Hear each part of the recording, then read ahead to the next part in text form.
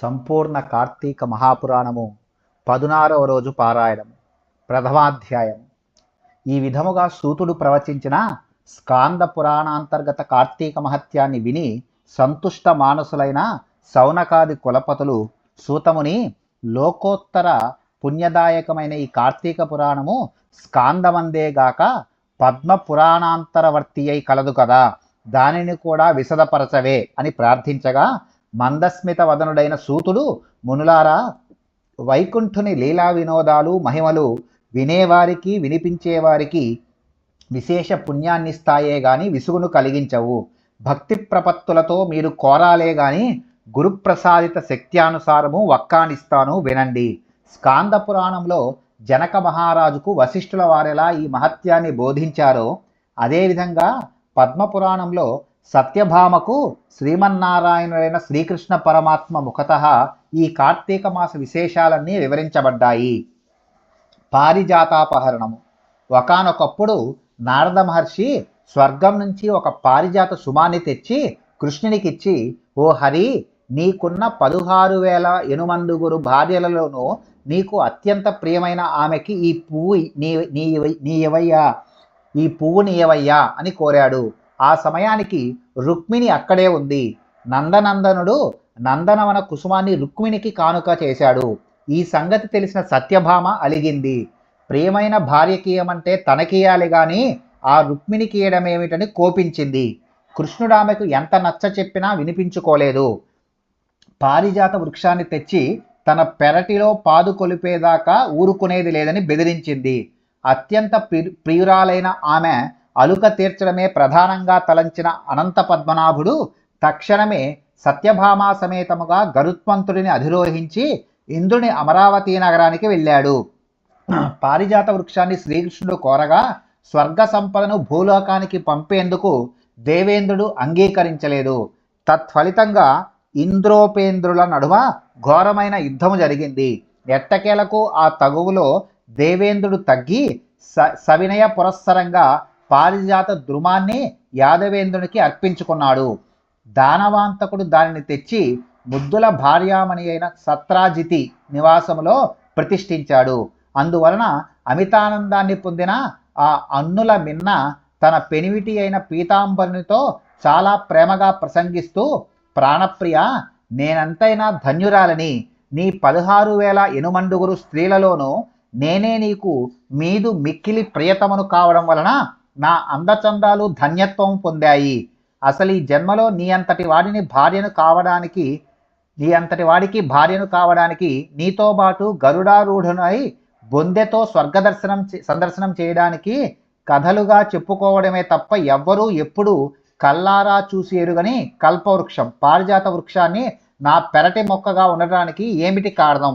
నేను నిన్ను తులాభార రూపంగా నారదుడికి ధారపోసిన, అలిగిన ఆవేశంలో నిన్ను వామపాదాన తాడించిన నువ్వు మాత్రము నా మీద నువ్వు గింజంత కూడా కోపం చూపకుండా ఇలా ప్రేమిస్తున్నావంటే ఈ నీ ఆదరాభిమానారాగాలు పొందడానికి నేను గత జన్మలలో చేసిన పుణ్యం ఏమిటి? అదీగాక జన్మకి నీ జంటను ఎడబాయకుండా ఉండాలంటే నేనిప్పుడు ఇంకా ఏమేం చేయాలి అని అడిగింది. అందుకు ముకుందుడు మందహాసము చేస్తూ, ఓ నారీలలామ సత్యభామ, నీవు నన్ను కోరరానిది కోరినా, చెప్పకుండా అడిగినా, ఇయరాని దాన్ని ఆశించినా కూడా నీ సమస్త వాంఛలను నెరవేర్చి సంతృప్తురాలను చేయడమే నా విధి. అందుకు కారణం నీ పూర్వజన్మమే అంటూ ఇలా చెప్పసాగాడు. సత్యభామ పూర్వజన్మము. కృతయుగాంత కాలంలో మాయా అనే నగరంలో దేవశర్మ అనే వేద పండితుడు ఉండేవాడు. అతనికి లేక కలిగిన ఒకే ఒక ఆడబిడ్డ గుణవతి. అల్లారు ముద్దుగా పెంచుకున్న ఆ పిల్లని తన శిష్య పరంపరలోని వాడే అయిన చంద్రుడనే వానికిచ్చి పెళ్లి జరిపించాడు దేవశర్మ. ఒకనాడి మామా జామాతలిద్దరూ కలిసి సమిధలను దర్భలను తెచ్చుకునే నిమిత్తంగా అడవికి వెళ్ళి అక్కడ ఒక రాక్షసుని చేత హతమార్చబడ్డారు.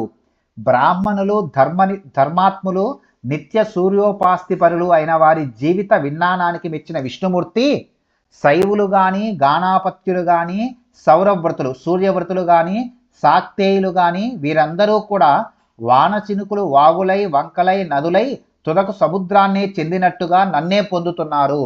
పుత్ర భాత్రాది నామాలతో దేవదత్తునిలాగా నేనే వివిధ నామరూప క్రియాదులతో 5గా విభజించబడి ఉన్నాను. అందువలన మరణించిన మామ అల్లులను మన వైకుంఠానికే తీసుకుని రమ్మని తన పార్షదులకు ఆజ్ఞాపించాడు. పార్షదులు ప్రభువాజ్ఞను పాటించారు. సూర్య తేజస్ సమకాంతులతో ఆ ఇరువురి జీవాలు వైకుంఠము చేరి విష్ణు సారూప్యాన్ని పొంది విష్ణు సాన్నిధ్యములోనే మసలసాగాయి. ప్రథమోధ్యాయ సమాప్త. మొదటి అధ్యాయము సమాప్తము. ద్వితీయోధ్యాయము గుణవతి కథ. భర్తృ మరణ వార్తను విన్న గుణవతి ఎంతగానో కృంగిపోయినది. కానీ పోయిన వారితో తను కూడా పోలేదు గనుక మరణం ఆసన్నమయ్యేదాకా మనుగడ తప్పదు గనుక వేరొక దిక్కులేని ఆ యువతి ఇంట్లో ఉన్న వస్తు సంచయాన్నంతటినీ విక్రయించి తండ్రికి భర్తకు ఉత్తమగతులకై ఆచరించవలసిన కర్మలను ఆచరించింది. శేష జీవితాన్ని శేషసాయి స్మరణలోనే గడుపుతూ దేహ పోషణార్థం కూలి పని చేసుకుంటూ ఆధ్యాత్మిక చింతనతో హరిభక్తిని, సత్యాన్ని, శాంతిని, జితేంద్రియత్వాన్ని పాటిస్తూ ఉండేది. పరమ సదాచారపరులైన వారింట పుట్టి పెరిగింది కావడం వలన బాల్యం నుండి అలవడిన కార్తీక వ్రతాన్ని, ఏకాదశి వ్రతాన్ని మాత్రం ప్రతి ఏటా విడువకుండా ఆచరించేది.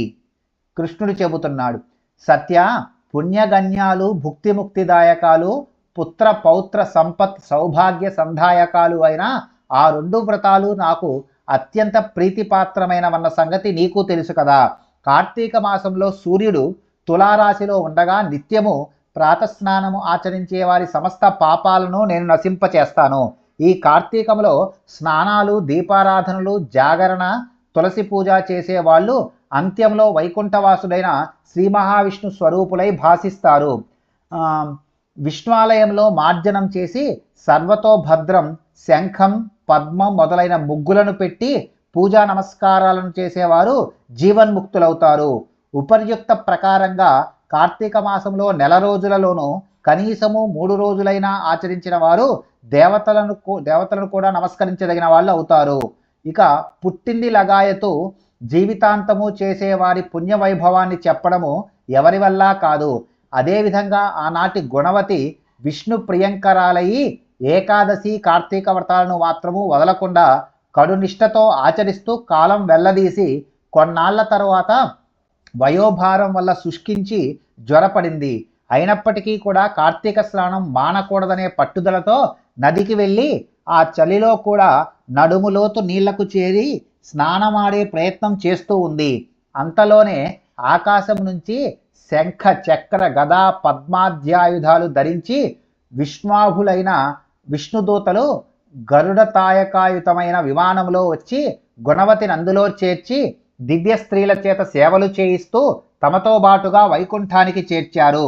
కార్తీక వ్రత పుణ్యఫలంగా పొగలేని అగ్నిశిఖలా ప్రకాశిస్తూ ఆమె హరి సాన్నిధ్యాన్ని పొందింది. అనంతరము శ్రీ మహావిష్ణువునైన నేను దేవతల ప్రార్థన మీద దేవకీ గర్భాన ఇలా కృష్ణుడిలా అవతరించాను. నాతో బాటే అనేక మంది వైకుంఠవాసులు కూడా యాదవులుగా జన్మించారు. పూర్వజన్మలలోని చంద్రుడు ఈ జన్మలో అక్రూరుడయ్యాడు. అలనాటి దేవశర్మ సత్రాజిత్తుగా ప్రభవించాడు. బాల్యము నుంచే కార్తీక వ్రతం మీద, నా మీద మాత్రమే మనసు లగ్నం చేసిన గుణవతే నువ్వుగా, అంటే సత్రాజిత్ కుమార్తెవైన సత్యభామగా ఇలా జన్మించావు. ఈ జన్మ వైభోగానికంతకు కారణం పూర్వజన్మలోని కార్తీక వ్రతాచరణ పుణ్యలేశమే తప్ప ఇతరము కాదు. ఆ జన్మలో నా ముంగిట తులసి మొక్కను పాతిన పుణ్యానికి ఈ జన్మలో కల్పవృక్షం నీ వాకిట వెలిసింది. ఆనాడు కార్తీక దీపారాధన చేసిన ఫలితంగా ఈనాడు నీ ఇంటా వంటా కూడా లక్ష్మీ కళ స్థిరపడింది. అలనాడు నీ సమస్త వ్రతాచరణ పుణ్యాలను కూడా నారాయణాయేతి సమర్పయామి అంటూ జగత్పతినైన నాకే ధారపోసిన దానికి ప్రతిఫలంగా ఇప్పుడు నా భార్యవయ్యావు. పూర్వజన్మలో జీవితాంతం వరకు కార్తీక వ్రతాన్ని విడువని భక్తికి ప్రతిగా సృష్టి ఉన్నంత వరకు నీకు నా ఎడబాటు లేని ప్రేమను అనుభవిస్తున్నావు. సాత్రాజితి, నువ్వే కాదు, నీ మాదిరిగా ఎవరైతే కార్తీక వ్రతానుష్ఠాన నిష్ఠులు, నా భక్త గరిష్ఠులు అయి ఉంటారో వారందరూ కూడా నాకు ఇష్టులై సర్వకాల సర్వావస్థల్లోనూ కూడా తత్కారణాల రీత్యా నా వారుగా నా సాన్నిధ్యంలోనే ఉంటూనే ఉంటారు. రాఘవతి, ఒక రహస్యం చెబుతాను విను. తపోదాన యజ్ఞాధికాలను ఎన్నింటిని నిర్వర్తించిన వారైనా సరే కార్తీక వ్రతాచరణ పరులకు లభించే పుణ్యములో 16వ వంతు పుణ్యం కూడా పొందలేరని గుర్తుంచుకో. ఉపరి విధంగా శ్రీకృష్ణ ప్రోక్తమైన తన పూర్వజన్మ గాథను, కార్తీక వ్రత పుణ్యఫలాలను విని పులకితాంగి అయిన ఆ పూబోడి తన ప్రియపతి అయిన విశ్వంభరుడికి వినయ విధేయతలతో ప్రణమిల్లింది. ద్వితీయాధ్యాయం సమాప్తము. 16వ రోజు పారాయణము సమాప్తము.